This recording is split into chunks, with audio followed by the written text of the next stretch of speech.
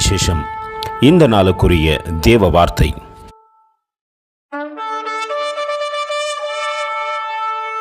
There was a man in the land of Uz whose name was Job, and that man was perfect and upright, and one that feared God and eschewed evil.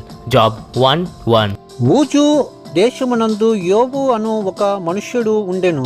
అతడు యథార్థవంతుడును న్యాయవంతుడును దేవుని యందు భయభక్తులు కలిగి చెడుతనమును ವಿಸರ್ಜಿಸಿನವಾಡು.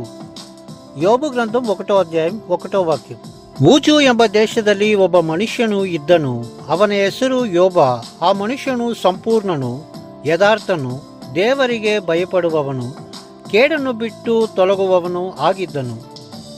யோபனு 1:1. ஊட்ஸ் தேசத்திலே யோபு என்னும் பேர் கொண்ட ஒரு மனுஷன் இருந்தான்.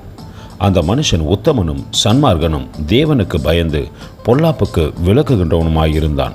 யோபு 1:1. அன்பின் தேவ பிள்ளைகளே, நாம் வேதத்தில் பார்க்கின்ற ஒரு சிறந்த மனிதர் யோபு.